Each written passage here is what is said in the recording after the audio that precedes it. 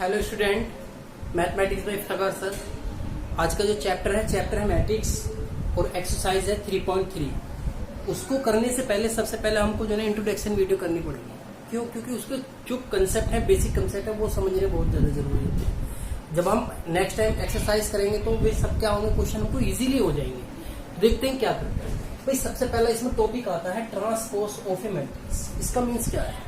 इसका मीन्स ये है कि कोई मैट्रिक्स है, यानी कि matrix obtained by interchanging row with column, यानी कि रो को क्या करते हैं, इंटरचेंज कर देते हैं किसमें, कॉलम में। जैसे मैं एक एग्जांपल लेता हूँ। एग्जांपल है आपके पास कितना 1 3 5 7 8 9 2 1 1 ये है। तो क्या करते हैं, ये आपके पास क्या है, रो है, ये भी रो है, ये 2 है, ये 1 है, ये कौन सी रो है, ये 3 है। तो इसको जब आप चेंज करेंगे तो ये जो रो है ये किसमें चेंज हो जाएगी, कॉलम में। तो 1 3 5 ये वाली भी चेंज हो जाएगी किसमें, 7 8 9 ये भी चेंज हो जाएगी 3 2 1। और इसको जो नोटेट करते हैं, डिनोट करते हैं वो किससे, ए ट्रांसपोज से, यानी कि ए के ऊपर कैपिटल टी, या इसको ए डैश भी लिख सकते हैं। तो ये इसका क्या होता है, ट्रांसपोज, यानी कि matrix obtained by interchanging row with column. यदि आप कहने लगे कि कॉलम को भी चेंज कर सकते हैं, बिल्कुल ऑफकोर्स कर सकते हैं। यदि आप कॉलम को ही चेंज करते हैं किसमें, रो में, तब भी आपका ये क्या कहलाएगी, ट्रांसपोज मैट्रिक्स कहलाएंगी। आइए कुछ टॉपिक देखते हैं। Properties of the A complementary, उसके जो टॉपिक होते हैं। भाई अगर आपके पास ए कॉम्प्लीमेंट और पावर्स में ए कॉम्प्लीमेंट है, ए डैश इक्वल ए डैश, तो उसकी वैल्यू हमें से क्या होगी, 1 होगी। क्यों? अगर आपके पास ए 2 1 2 1 या 3 1 ये है, तो इसका कॉम्प्लीमेंट किया आपने, कितना आ गया आपके पास 2 1 और ये कितना 3 1। फिर अगेन कर लिया आपने इसका, तो अगेन कितना 2 3 और 1 1। जरा देखना ए ही तो आया, फिर अगेन तो अगेन आएगा कि ये के जो है मल्टीप्लाई में है और इसके ऊपर क्या है डैश। तो ये जो है के क्या है, एक कोस्टेंस है, नंबर ऑफ पार्ट है, तो यानी कि के तो बाहर रहेगा और ए जो डैश है वो ए के ऊपर होगा। अगर आपके पास एड में ए प्लस बी का कॉम्प्लीमेंट है तो वो क्या करते हैं, ए डैश प्लस बी डैश, दोनों की वैल्यू कैसी होंगी, इक्वल। अगर मल्टीप्लाई में है, ये इंपोर्टेंट है, बहुत ज्यादा है। अगर मल्टीप्लाई में है तो A dot B dash equal to B dash into A dash. ये सब हम टॉपिक जो है क्वेश्चन में करेंगे, यानी कि एक्सरसाइज में करेंगे। Come to the next point, come to the next topic. Next topic है आपके पास सिमेट्री मैट्रिक्स। क्या है इसका मीन्स, क्या होता है इसका मीन्स ये होता है कि if A is a square matrix, कोई आपके पास square matrix A equal to A complement, यानी कि ए जो भी मैट्रिक्स दे रखी है, अगर आप उसको कॉम्प्लीमेंट करते हैं तो वो ए के ही इक्वल होगी। जैसे then A is a called symmetry matrix. मैं आपको एक एग्जांपल लेके करता हूँ। एग्जांपल आपके पास ये है। भाई आपको सबसे पहले क्या निकालना है, इसका ट्रांसपोज निकालना। तो ठीक, तो क्या करेंगे भाई, रो को आप कॉलम में चेंज कर देंगे। क्या कर देंगे, चेंज। तो क्या आएगी 1 -5 1 और 5 -1 2 1, फिर 5 1 एंड कितना आ गया। आप जरा ध्यान से देखिएगा दोनों को। ए इक्वल टू ए कॉम्प्लीमेंट है नहीं आपके पास, इसको आप किससे लिख सकते हैं, ए डैश से भी लिख सकते हैं। तो ये क्या कहलाती है आपके, अगर ये दोनों की दोनों क्या कहलाती है आपकी, सिमेट्री मैट्रिक्स कहलाती है। क्या कहलाती है, सिमेट्री मैट्रिक्स। अब इसमें क्या करते हैं, मान लीजिए आपके पास कोई प्रॉपर्टी है A equal to A I J equal to A J A. इसका मीन्स क्या है, ये डायगोनल है, एलिमेंट है। क्या है, डायगोनल एलिमेंट है। जैसे कि A12 इक्वल टू A21 ये एलिमेंट है। जैसे यहाँ पर देखिएगा, पहली लाइन का पहली रो का क्या है, दूसरा पॉइंट है, तो ये आ गया ना। और ये क्या है, दूसरी लाइन का पहला है, तो दूसरी लाइन का कौन सा आ गया, दूसरी लाइन का पहला। तो इन दोनों कॉम्प्लीमेंट में क्या होगा, ये इक्वल होगा। तो -1 इक्वल टू कितना रहा, -1। क्लियर है ना।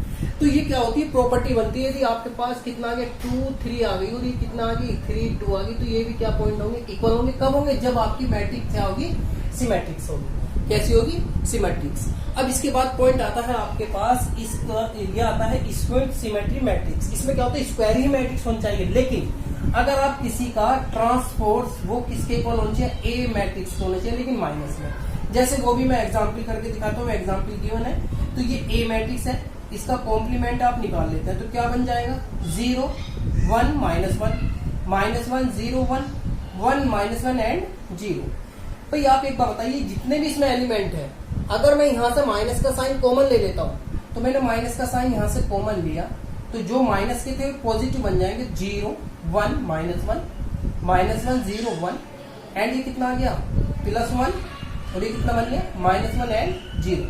तो आपको फाइंड है ये मैट्रिक्स थी क्या आपके पास, ये मैट्रिक्स थी ए, और ये क्या है ए कॉम्प्लीमेंट, तो A complement equal to minus का साइन, और ये मैट्रिक्स क्या है आपके पास ए, तो ये क्या कहलाएगी आपके पास, इसको सिमेट्रिक्स मैट्रिक्स, क्या कहलाएगी, इसको सिमेट्रिक मैट्रिक्स। तो आपको पता होना चाहिए सिमेट्रिक तो हो जाएगी A equal to A complement, और इसको मैट्रिक्स क्या हो जाएगी आपके पास A T equal to minus का ए। अब इसमें भी यही काम आता है, इसमें एक पॉइंट बहुत काम का है, क्या पॉइंट ये होता है कि जो मैट्रिक्स है आपके पास, क्या है मैट्रिक्स, तो मैट्रिक्स के डायगोनल एलिमेंट लिख देता हूं मैं, diagonal element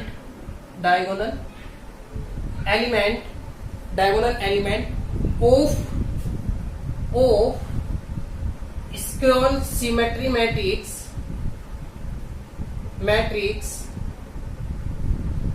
matrix all element zero, क्या होंगे, जीरो, यानी कि ये जो होंगे जितने भी आपके पास होंगे कैसे होंगे, जीरो होंगे, ये देख लीजिए आप, तो क्या होगा डायगोनल इसका, जीरो होगा हमेशा।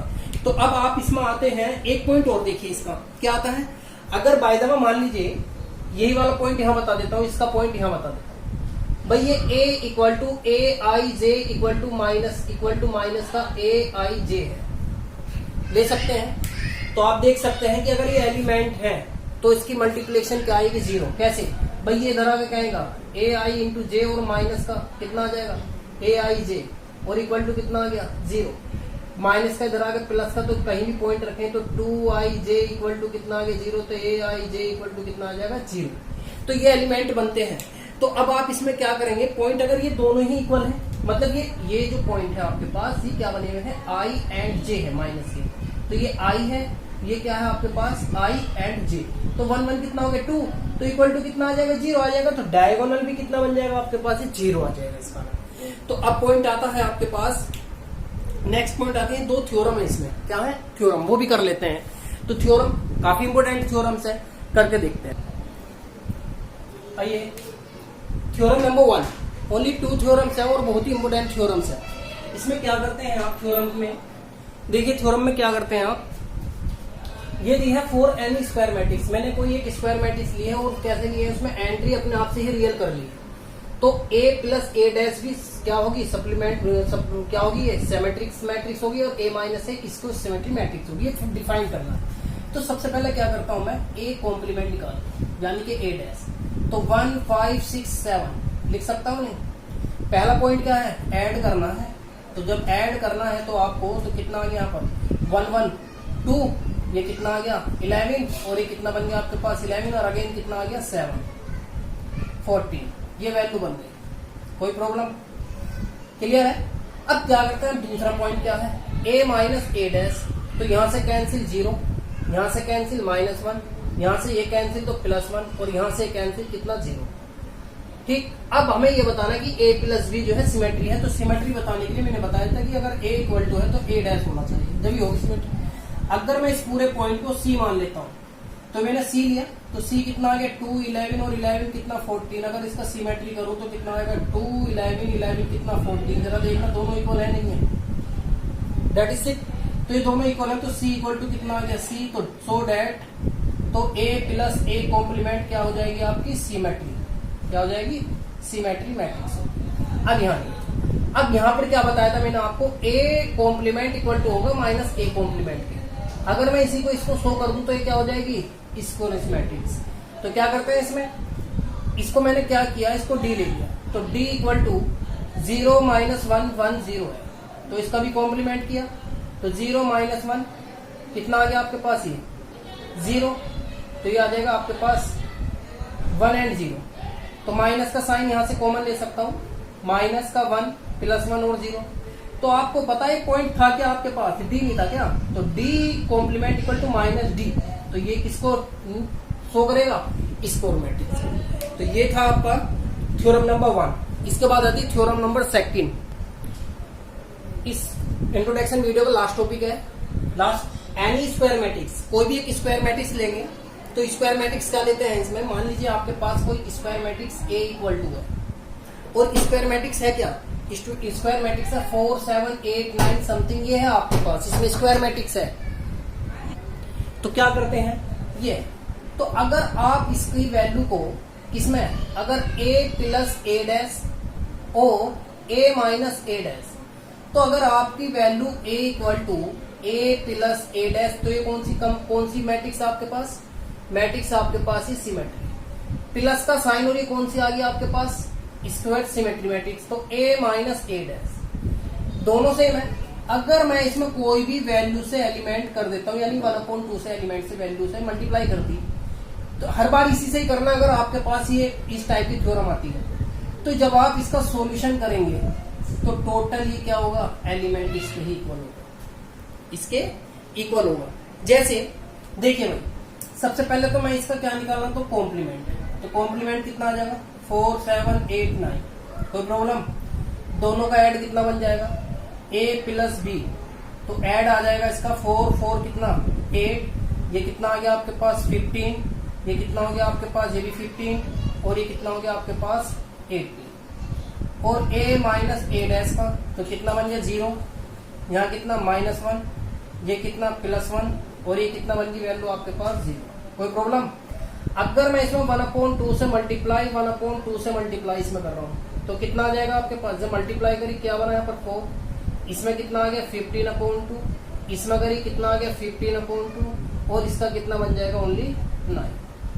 अगेन क्या आ जाएगा, ये भी ये 0 माइनस का 1/2, ये कितना 1/2, और ये कितना आ जाएगा आपके पास 0। तो जब आप इसका सॉल्यूशन करते हैं पूरा का पूरा, तो आपके पास एक फॉर्म क्या बन जाएगी, पूरी की पूरी वैल्यू इसका नोटेड बन जाएगा, पूरा सॉल्यूशन सिचुएशन ऐसी ही बन के आएगी। तो ये क्या होगा आपका symmetry matrix and square matrix को क्या करेगी, नोटेड करेगी। That is clear. इसके बाद ये आपका टॉपिक था 3.3 एक्सरसाइज के लिए था, सिर्फ ये फॉर्मूला याद रखना आपको, ओनली ये फॉर्मूला याद, बाकी जब क्वेश्चन होंगे एक्सरसाइज में तो इसका यूज किया जाएगा, वहां अच्छे से और एक्सप्लेन कर देंगे। Thank you so much.